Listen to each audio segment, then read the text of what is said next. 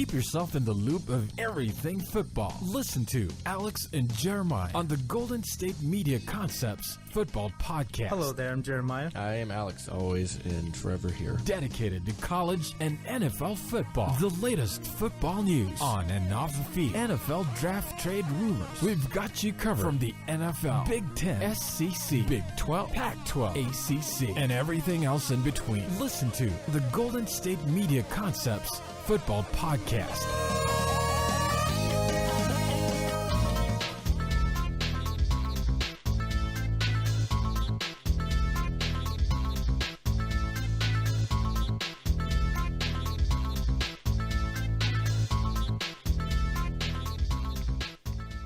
Thank you for tuning to the Golden State Media Concepts Football Podcast, where we talk the latest news, rumors, and games of the NFL and college football. From the latest signings to this year's breakout stars and all the news in between. As always, I'm Jeremiah. And I'm Alex. Hey, man, guess what day it is? Tuesday? No, it's I mean, yeah, but no. What? It's the conference day, and it's our last conference that's right. preview of the off season. Yes. This is the last one we're ever going to do. I know. Are you excited? I am. Dude, I'm so excited. Well, in a way, I'm kind of sad too, but I think you're excited for it to be over. So, as the fans should know, we are doing the SEC today. Yes. Are you excited for the SEC? Yeah, I am. I will be handling the East Division. Otherwise known as the who? The East Division. And I'll be handling the Monster West, otherwise known as 3 to 4 teams that can easily be in the top 10. Maybe even 5. Yeah. I mean, I'll get into it with the preview. But Jeremiah, like I said, is doing the East, and he's going to start first.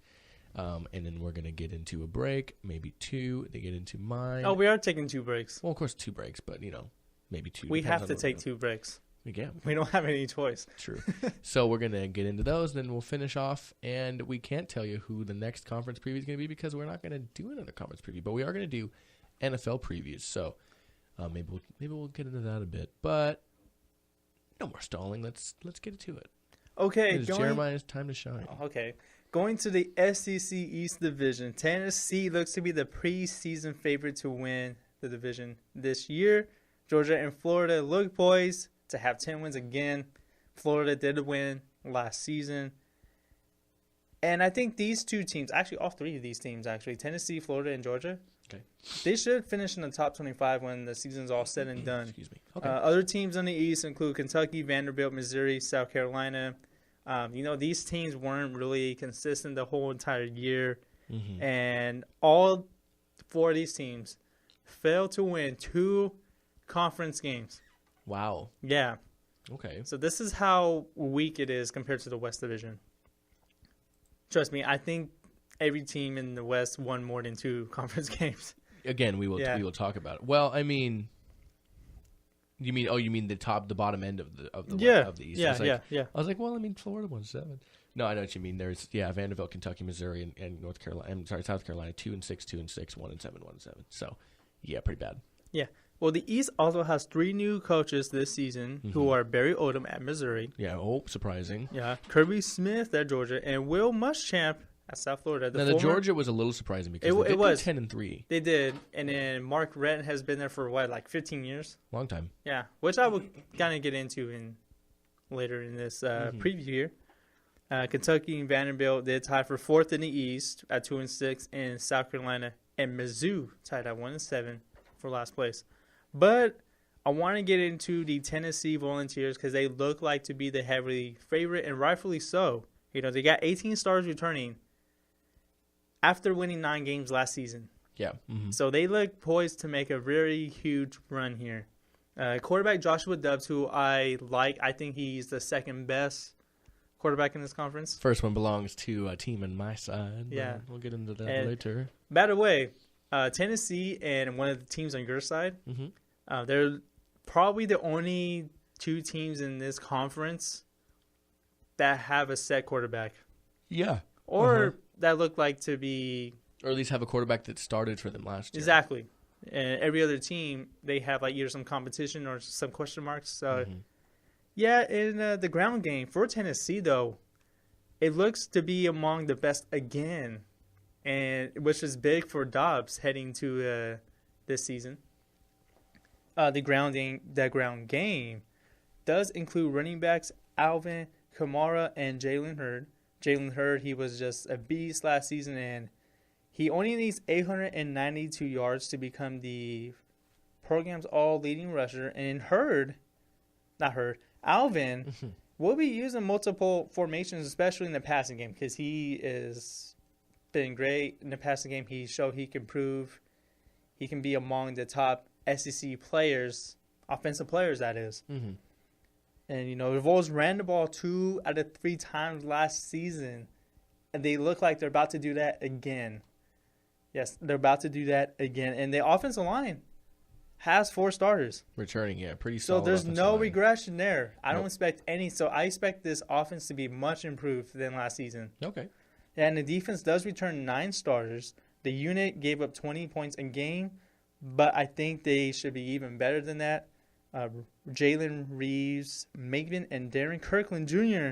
form one of the top linebacking cores in the conference and possibly the nation.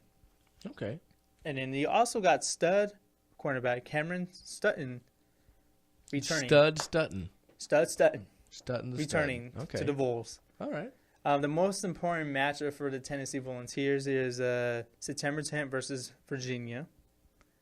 September 24th versus Florida. October 1st at Georgia. And probably their toughest game the entire year. October 15th versus Alabama. That's a tough game for every year. I mean, anytime you have Bama on your They schedule, might you just possibly go, ooh. they might possibly play them twice. So, Possibly, yeah. If they win the division, or at least their side of the conference, yeah. Yeah, well, moving on to the other teams here. I got Florida finishing second this year. The team that won the East Division last year. Mm-hmm. Yes, they finished 10-4. I mean, they only had one more win than Tennessee, the same amount of losses. Yeah. So They did finish 10-4 in Jim McElwain's first year as coach. And, they started the year at 6-0. Then this team looked like, they're going to make a run. They're like one of the top 5 teams in the country, which they did have a top 10 ranking when they were 6-0. They were heading towards a really good direction. It was a rebuilding year for them, too. Oh, for sure. It was. And they ended up the year with a 3-game losing streak. So I was pretty – and then they got pretty they did struggle on offense with Will Greer, suspended last season, quarterback in. They're looking for another long-term answer at quarterback. You know how many quarterbacks have played at Florida? Played at Florida after Tim Tebow? 10. Actually, that's actually close. It's 9. Dang. Okay. Yeah, that was close. I was between saying 8 or 10. Yeah, but dude, they have had trouble finding a quarterback after Tebow, who I think we both talked about him last week on both of our shows. Yeah, we did. But there is a competition there at the quarterback position. Luke Del Rio, who is the son of Oakland Raiders coach Jack Del Rio. Yeah. Yeah, and then he would be competing for the job versus Purdue graduate transfer Austin Appleby. But Luke Del Rio looks like he's the favorite right now. And Del Rio's actually transferred from Oregon also. So he looks like he wasn't going to play there with because they're also in the tough quarterback competition right now too, for the Ducks. Mm-hmm. And the winner will actually be the 9th starting quarterback for Tim Tebow. So actually, it's actually 8. Okay. I got a little ahead of myself. You got a little ahead of yourself. I got a little ahead. This would make. But it's still a lot. That's still a lot. Still a lot. Yeah. I mean, that's 8 years. So you just haven't had a consistent multiple-year starter. Yeah, and then Tebow was there for Tebow was there for 3 to 4 years. Yeah, I forget if it's. Yeah. I want to say it's 3. Yeah. And the Gators were great on defense, ranking 4th in the conference in total and scoring defense. So I think they can happen to repeat that as well. Okay. Now, defense allowed 503 yards to Michigan when they were blown out 41-7. That's pretty blown out, yeah. In the Citrus Bowl. Wow, that was pretty terrible, man. Yeah, and Florida's supposed to win the Citrus Bowl. You're from Florida. Yeah, and I think if they find a long-term answer at quarterback, I think this team could win probably 9 to 10 games. Okay. And I wouldn't be surprised. They can actually challenge Tennessee for the East Division again. Mm-hmm. And I think, honestly, in this division, it was kind of hard for me to decide who was going to finish 2 and 3 because, they're kind of – the 2 and 3 teams are kind of equally matched. Yeah, I mean, Georgia won 10 games last year. Yeah, they ended up finishing in third place. They could honestly win the East Division this year. And getting back to Georgia here, they did tie for second in the SEC with Tennessee last season. It was a new era for Georgia after Mark Richt is no longer the head coach. Kirby Smart is the new guy in town. Mm-hmm. He's a defensive-minded coach. Yeah. I was looking for another word. I was thinking coach, specialist. I don't know. Yeah, specialist. All right, and Jacob Easton and Grayson Lambert are battling for the quarterback job right now. And Nick Chubb, he is coming back from a terrible knee injury. So we don't know how he's going to come back and play. And he was one of the best players in the conference. He wasn't that far off from Leonard Fournette last season. LSU Tigers. I'll cover him. I'll cover him coming up. Yeah. Mm-hmm. I'm actually really excited to see your Thanks, man. Yeah. That means I got to hurry up and finish this. All right. Well, with Nick Chubb, if he's not completely healthy, they do got Sony Michael, Sony Michael, I should add. Yeah. Whichever way you like to say it. Sony. He is back, and he did rush for more than 1,000 yards last season. The offensive line did lose 2 starters, so the quarterback and offensive line are important for this team. The secondary does have almost everyone coming back from the nation's top-ranked pass defense, even though they did have a kind of a weak schedule last year. The front seven is inexperienced, but does offer a ton of upside. The linebackers are very questionable. They lost 3 guys, Jay Canis, Jordan Jenkins, and Leonard Floyd. They're all gone. Yeah, Leonard Floyd's definitely gone. Yeah, he's gone. And with the East Division weaker that is, Georgia's actually could still win 10 games. Yeah, Georgia could win 10 games. But I have them at 8-4 this year. Okay.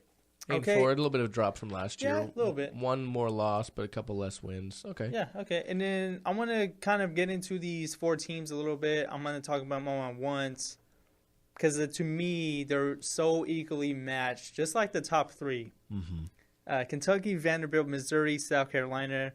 Very little separates all of these teams. Kentucky is the best of the bunch, in my opinion, and I think they're going to be the most improved from this bunch.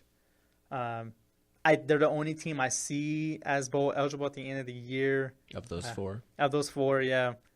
Kentucky does have Mississippi State, South Carolina, and Vanderbilt to play this year. Vanderbilt and Missouri are strong on defense, but their offense is just not as good.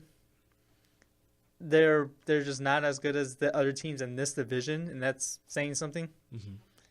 Yeah, I mean, the division's pretty strong. In South Carolina, they're not going to have Sky Moore, one of the best leading tacklers this year. He's out. We covered him. We've covered him already.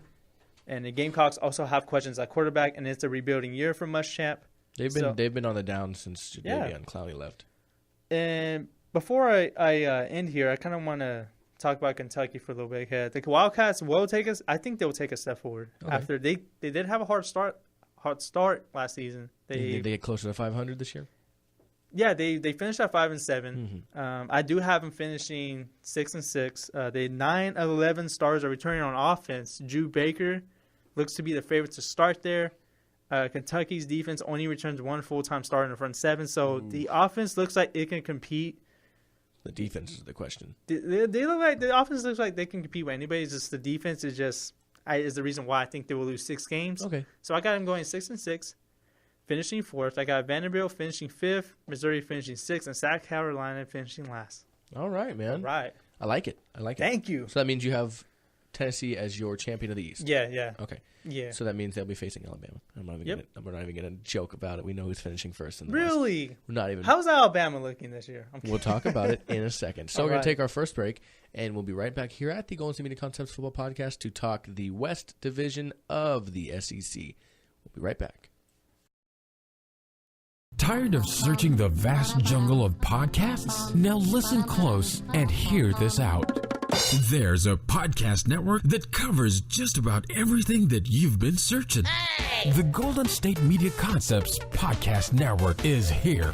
Nothing less than a podcast bliss with endless hours of podcast coverage. From news, sports, music, fashion, cooking, entertainment, fantasy, football, and so much more. So stop lurking around and go straight out to the Golden State Media Concepts Podcast Network. Guaranteed to fill that podcast itch. whatever it may be. Visit us at www.gsmcpodcast.com. Follow us on Facebook and Twitter, and download us on iTunes, SoundCloud, and Google Play.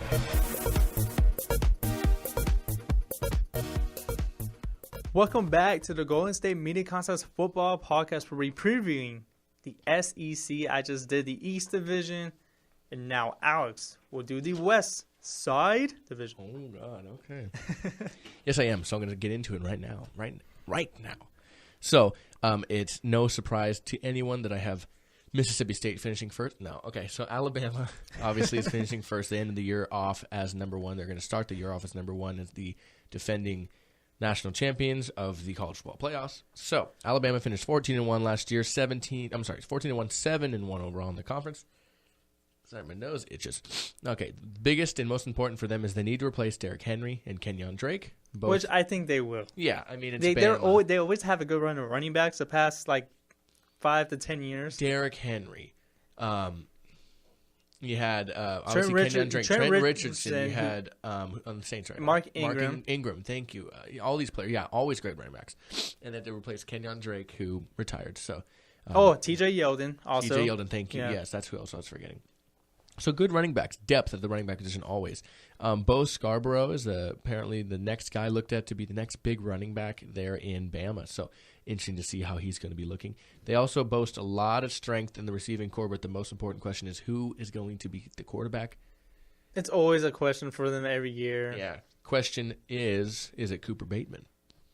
Cooper Bateman leads into the season as the favorite. I think he's the only person on the roster that has any kind of game experience. So it's going to be important for them to find out who's going to be the quarterback there. On the defensive side, they need to replace Reggie Ragland, and they also need to replace Cyrus Jones. 2 picks that were second-round picks in the NFL. Obviously, very with the Bills huge players for their defense. Yeah, exactly. Yeah. But, I mean, at the same time, it's Bama. It's Bama. They're going to replace them. They're good at recruiting. Literally, you know how you didn't have to go into, the other 4 teams? I don't have to go into Bama. You don't. We all know. We all know they're going to do it. Defending national champions. Yeah, and they reload like a gun. They've just been good at recruiting the past, decade. Yeah, that's just Saban for you. I mean, when you're good, it's not an issue. So, I have them possibly going undefeated this year. Really possibly going undefeated. They can win another second straight title, and I think that would be Saban's 10th total. And just insane. Yeah, I got a better question for you. Okay. Who is the best college coach of all time? Bear Bryant or Mark Saban? Mark Saban? Yeah, Nick. Oh, did I say Nick Saban? Nick Saban. I'm sorry. I don't know. You mean best Bama coach of all time? Or? Well, they both. That's a hard question. It is a hard. You know, it is hard. I think, honestly, we have to wait to answer that question when Nick Saban's career is done. When it's all said and done, I think, you can look at it. And the game has changed so much, too, you know? Yeah, it's completely different than it is now. It's crazy. Okay, well, going to LSU, where at one time or another Nick Saban coached, I have them finishing second. And they did finish they finished fourth last year, tied for kind of third in a sense in the West Division with Arkansas. But they finished 9-3 last year, 5-3 within the conference. Leonard Fournette's returning to an offense that can be one of the best in the SEC, but Brandon Harris is going to have to do a lot more at the quarterback position to make this more balanced. He's got 2 of his top receivers coming back and a new quarterback coach in hopes that they can upgrade this to more of a balanced offense other than the run-heavy offense it normally is. The defense is going to be just as dominant as ever, hopefully, by changing with new offensive coordinator Dave Aranda. It's a unique name to say. He's bringing in the 3-4.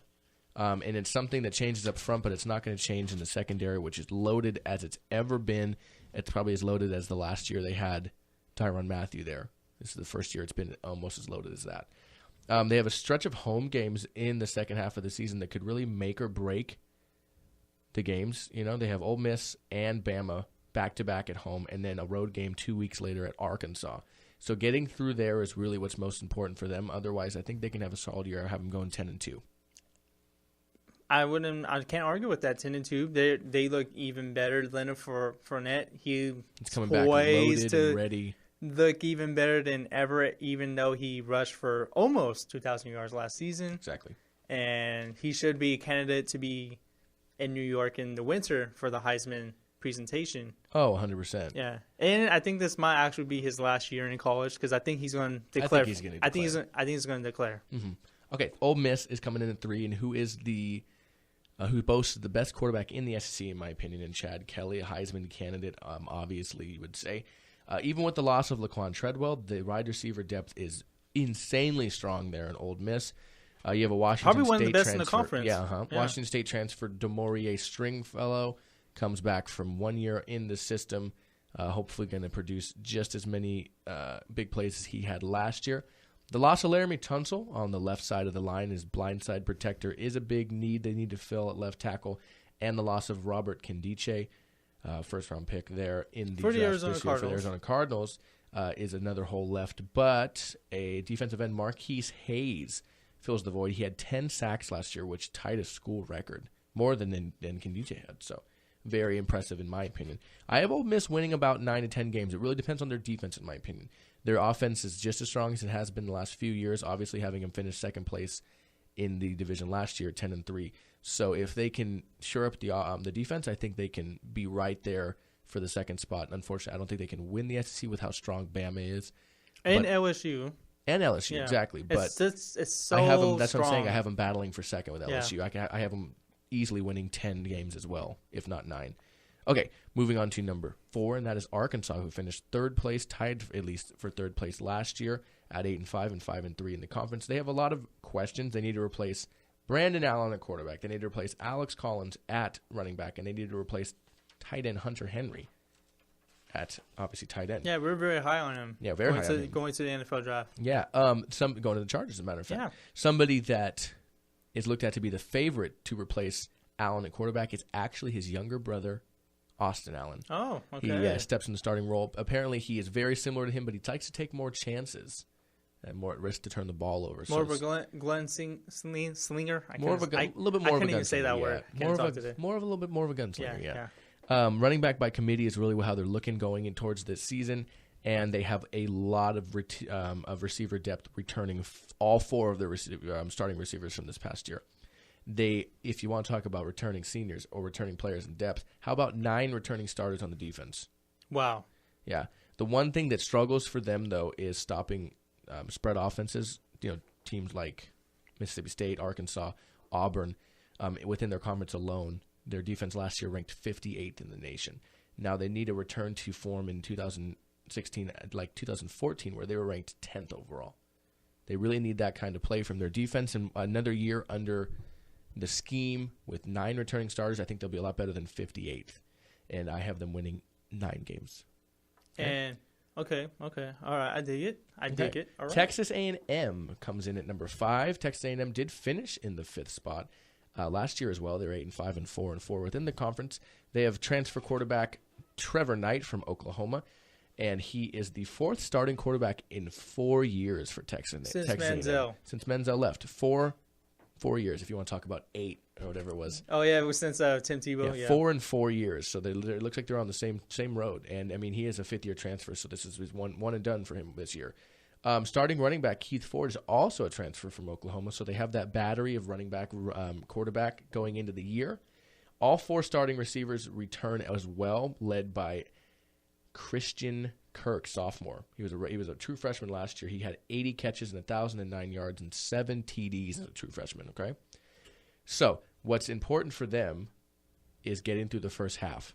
The first half of their season boasts UCLA, Auburn, Arkansas, and Tennessee. Tough stretch right there. Not to mention South Carolina, who is it is not the best team, obviously. You but have this them is finishing the last. SEC. But it's the SEC. Even the worst team in the SEC is good. The worst team in SEC can beat any ACC team. Any ACC team. I'm not even maybe. Okay, okay. We won't go that far, but maybe the bottom feeder of the ACC. I mean, they can compete with any ACC team. Let's put it that way. Yeah. And they have South Carolina, so that's a tough stretch for them, in my opinion. And I have them having about 8 wins again. It's crazy to think the 5th place team in that division had 8 wins. Now, I have flip-flop because, I mean, mine hasn't really matched last year's standings at all for the most part. But this is the biggest flip-flop is Auburn, who was the least amount of wins last year, and so was in the conference and overall. I have them finishing sixth. I have them finishing second to last over Mississippi State, who had a total record of 9-4, which was better than the fifth place finish at Texas A&M. But I have Auburn finishing sixth at 7-6 last year, like I said, and 2-6 within the conference.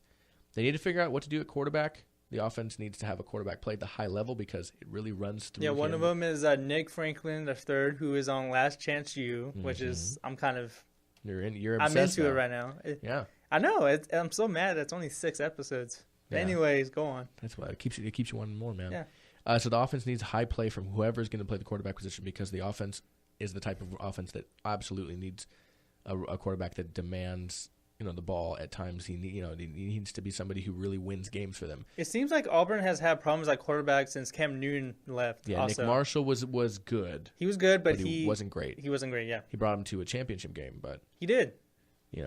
He could have been better. He had problems with his accuracy. He was definitely more of a runner, and we saw he that he was more that to play in the NFL. Yeah, he was one of more of those athletic type of quarterbacks. Mm-hmm. Yeah. All right, running it back, Javon Robinson returns. He spent most of the 2015 season as a backup. But as a backup, he ran for 90 yards or more in 5 of Auburn's last 6 games. So he produced very, very strongly for them. Even as a backup, he's going to be his job now. So I'm interested to see how he does this season.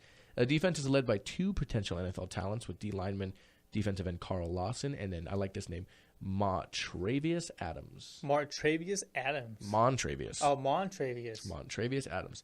The D line is definitely the deepest part of their defense. The linebackers need some work, and the secondary is kind of questionable. But when you have a good front seven, if the linebackers can take notes, definitely have a better secondary in that sense. You and I have talked about it before. So I have them winning 7 games again. Okay, just to recap, you got Alabama finishing first, yes, LSU finishing second, yes, sir. Ole Miss finishing third, indeed, and then you got Texas A&M finishing 4th. Who's the 4th team you had? Arkansas. And then you got Texas A&M finishing 5th. Yes, sir. Auburn 6th, and Mississippi State. So Mississippi State went 7-6 last year and 2-6 within the conference. Everybody's very familiar with who left there under center, and that was Dak Prescott. It is important to say that he left a huge hole there at the quarterback position. Redshirt sophomore Nick Fitzgerald. He's been one of the best quarterbacks the in that program in a while. Yeah, 100%. Yeah. Like I said, Nick Fitzgerald should be the favorite to take the job. He is a running quarterback, much like Dak. Doesn't have the arm that Dak had, but much like Dak, he's a redshirt sophomore, like I said. The receivers are led by Fred Ross, who is outstanding receiver, having 88 catches last year and just over 1,000 yards, 1,007. The offensive line needs help, though. They gave up 32 sacks last year. 9 sacks to Alabama. Wow. I mean, I remember that game. That sounds familiar, I remember that game. Like when you hear, Alabama had 9 sacks in the game, you're like, oh, which time? Like it's not like you're surprised. But yeah, 9 sacks in one game.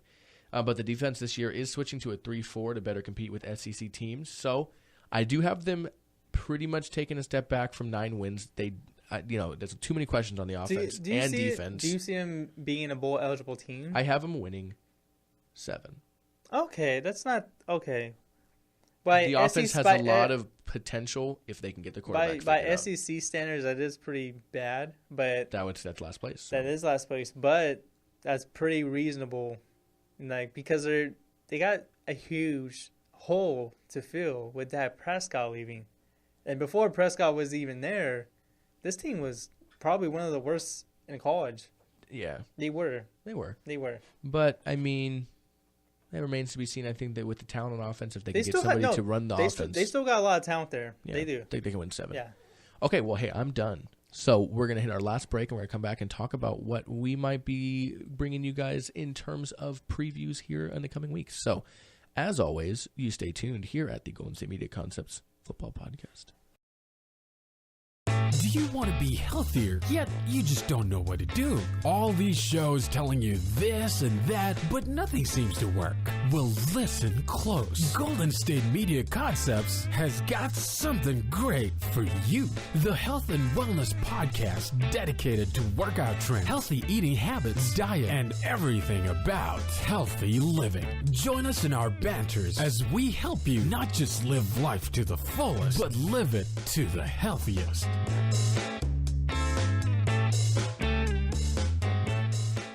And we're back here at the Golden State Media Concepts Football Podcast, and I'm going to throw a Hail Mary over here to my buddy Jeremiah, and he's going to tell you what we're doing on our next episode. I didn't catch the ball. It's intercepted. So I guess that means the show's over. No, I'm kidding. No, see you guys next time. No, I'm kidding. Just to recap the show, Alex had Alabama winning the West Division. No surprise there. I picked Tennessee to win the East Division in the SEC. So that means, that being said, Alabama's going to win. Alabama, no matter who's going to win the East, Alabama's going to win. More than likely, yeah. Until they prove otherwise that they just can't win, Alabama's going to win. 100%. 100%. So, anyways, moving on. That ends our college football previews. Wow. And we are so excited for college football to start. We are. It's a couple weeks away. Yeah. Weeks away. Mm-hmm. And man, we're getting to a busy time here now because we got preseason games to talk about. We're gonna start talking about some college games. So I'm really excited, man. But anyways, we're gonna start doing NFL division previews starting on Wednesday. Yes. We're gonna be previewing sorry, I want to say real quick, September 3rd. That's when the college football kicks off. All right, cool. Wow. And then 5 days after that, we got NFL. Yeah, weekend after that, yeah. Yeah, okay. So we're going to preview the NFC South. South it is. That's the Buccaneers, the Falcons, Sorry, I just totally Panthers. Yeah, I was say Panthers. I was going to say the Panthers for last. I was going to say Buccaneers, Panthers, Saints. And I was going to say the Panthers for last. And the Super Bowl runner-up, Carolina Panthers. Yeah, that's what I wanted. I wanted to end it with, and the Super Bowl runner-up, Carolina Panthers, but I couldn't do that. Yeah, man, I'm really excited about Wednesday and the show after that. It's a good show, yeah. And the show after that, because we're going to be previewing Week 2 of the NFL preseason. So get ready, guys. Football season is here. It's upon us. You guys better get ready because it just got heavy. It's getting real. Yep. It's like the Beastie Boys. You ready? Because it just got heavy. My name is Mike D. I'm about to get money. I love the Beastie Boys. You would drop a Beastie Boys. I love the Beastie Boys, man. I like License to Ill, man. License to Ill is one of the best hip hop albums of all time. What about License to Ill too? No, License to Ill. Dude, they're all good. License to Ill is kind of like all their top songs that I like are on there. That's true. Some of their most popular songs are on there. Yeah. Well, I'm going to go get in my car, and I'm going to listen to the Beastie Boys all the way home. And I'm going in my car, about to go get me some lunch. Yeah, I'm going to get some Jim Boys before I have work. Oh, Jim Boys. Jim Boys tacos. All right. Okay, all right. So, as always, where can they find us, Jeremiah? They can find us on iTunes, Stitcher, Google Play, YouTube, and SoundCloud. You can catch us Monday through Thursday, 4 episodes each week on every of those platforms. And you can also follow us on Twitter at GSMC_football and on Instagram at the same handle. That is at GSMC_football. Facebook, can like us there at the Golden State Media Contest Football Podcast. And you can listen to this show, my baseball show, Alex's sports and soccer show at GSMCpodcast.com. And it's a busy week for both me and you, Alex, because, you got the Olympics still going on. You got soccer. Yeah, the Premier League just started this weekend. So we got NFL preseason, and I have baseball. What a time to be alive! Yeah, you're coming down the stretch here in baseball. What a time to be alive! Sweet. I'm so glad we ended on a Drake and Future reference. You guys have a good day, and oh man, and we'll see you guys next time.